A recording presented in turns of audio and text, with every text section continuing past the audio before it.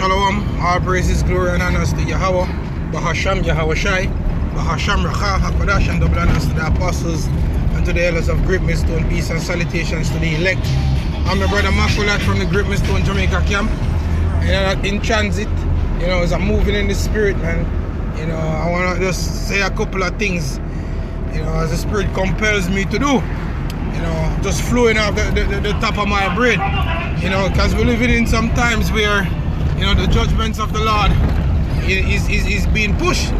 You can clearly see throughout the earth where Matthew 24 is being played out, where the Lord basically shows us that, look, this is going to be the signs of the end, and you can see it clearly. So, and the scriptures also said that Esau is the end of this world and Jacob is the beginning of it that follow.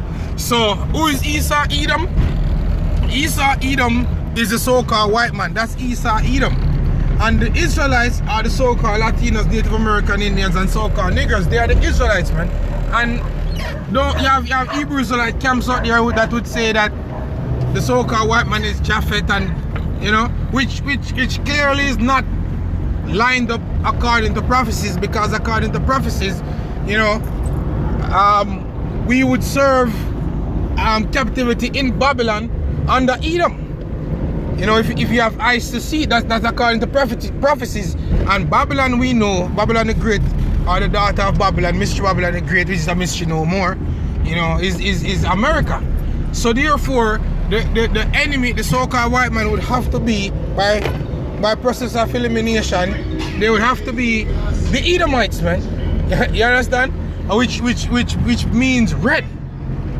So even the very word their names describe, is an omen, Salakia, is an omen, is a name prediction, right? But now they're gearing up to basically move at the Israelites, man. And you every day you can see where they're, bringing us in the news even more, are trying to incorporate us with being terrorists. And you're gonna have a lot of sympathy that fall for it. But it is written in the word of scriptures, man, that you can't do nothing against the truth, but for the truth. Because it doesn't matter what publicity. It's good publicity, because the vibration of Israel is out, and the names of Yahweh Bahasham Yahweh Shai is also out there. So nevertheless, it's good publicity. So I want to read the scripture as I go along, man. This is Deuteronomy 32, starting at verse 28. It says, "For they are a nation void of counsel, neither is there any understanding in them." And I can say this, they do take counsel, but not of the Lord. Their counsel is of their father the devil, the spiritual demon Satan, and the counsel that they have been receiving is a big deception. And then see, a part of their mind is that, look, we're gonna have hell in fighting against the Lord Yahweh Shai, because they see the miracles, they have seen the chariots, they have seen the awesome works of these craftsmen. And they know that, look, they are not ready to basically fight against the Lord, man. But they're being the perfect devil. They have deceived themselves in thinking that they can fight against the King of Kings and the Lord of Lords, man. Yahweh Shai, our master whom we serve, man. All praises to Yahweh Bahasham Yahweh Shai. So they are a nation void of counsel, neither is there any understanding in them. How can you be a man of understanding to think that you are better than the person or the thing that created you, man? Or to think that his creation is not perfect and you're gonna make it more perfect.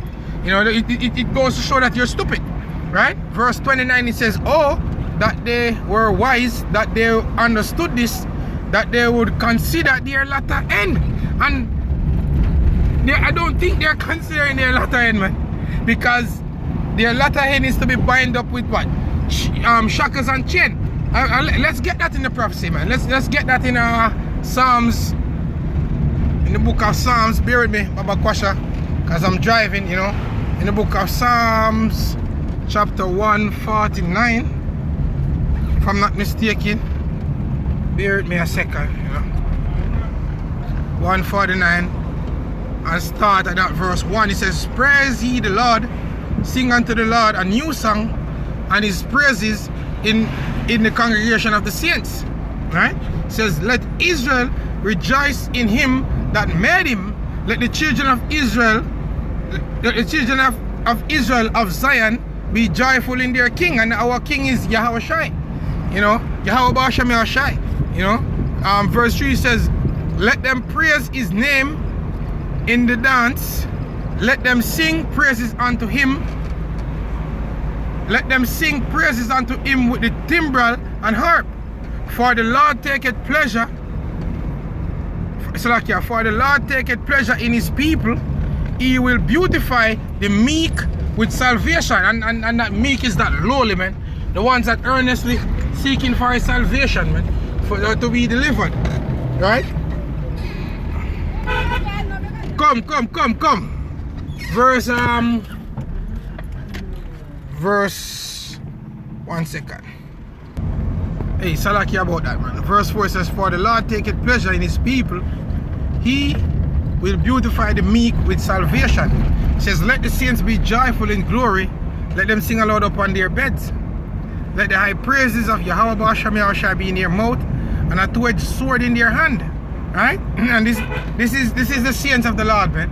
It says to execute vengeance, yeah? To execute vengeance upon the heathen and punishments upon the people, to bind their kings with chains and their nobles with fetters of iron, to execute upon them the judgment written, this honor of all these saints, praise ye Yahweh Hashem Yahawashi. You know?